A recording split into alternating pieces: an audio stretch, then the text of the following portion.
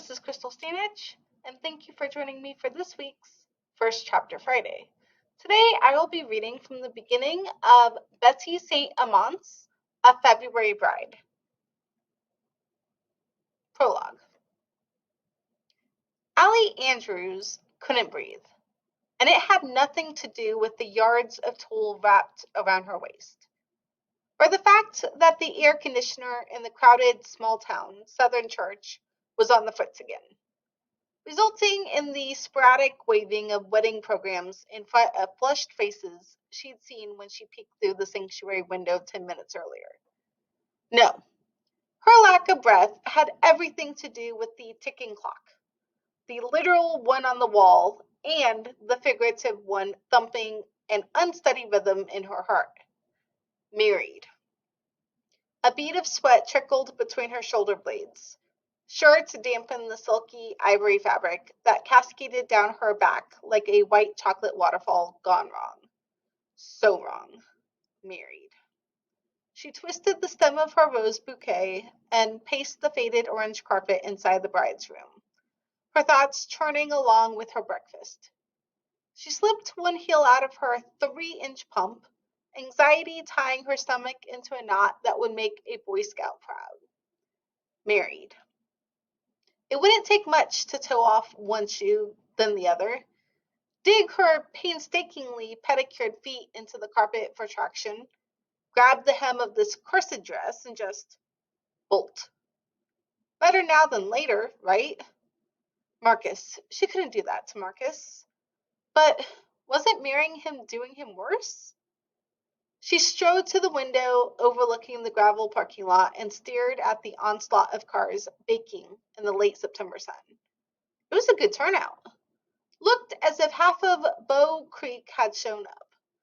There were probably loads of gifts on the cover table in the reception hall by now.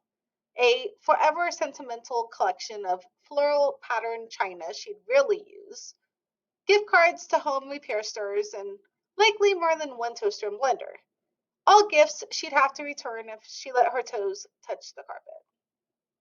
But would dividing them up in a diverse property settlement however many years down the road be any easier? She started to turn away, then squinted at her reflection, seeing skin at her shoulder where there should be lace.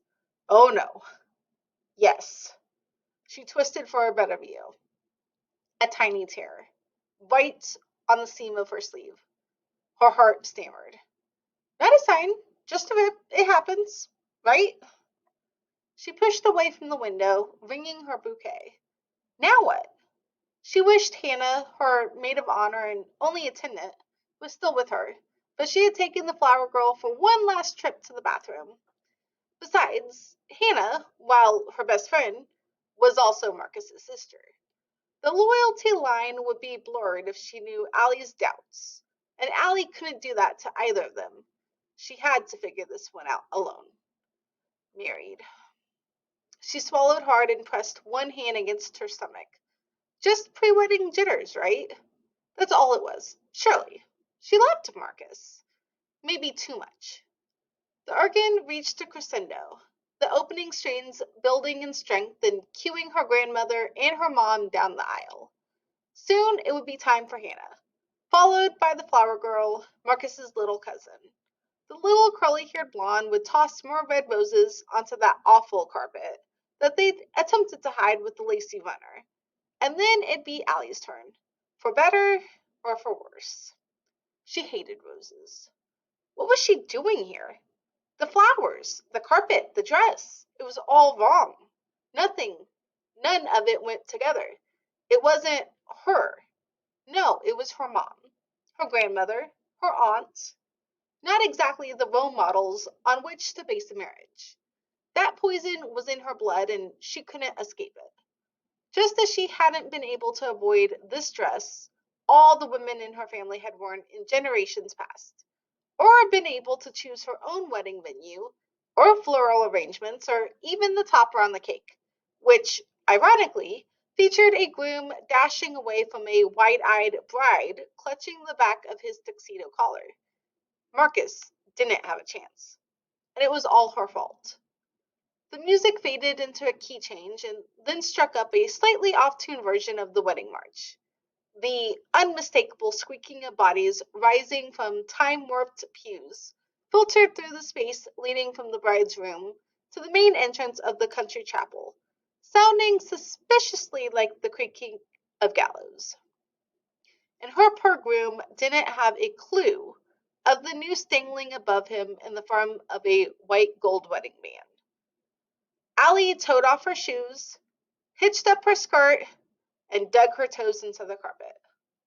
And if you would like to know what happens next, you can check this book out on the Libby app.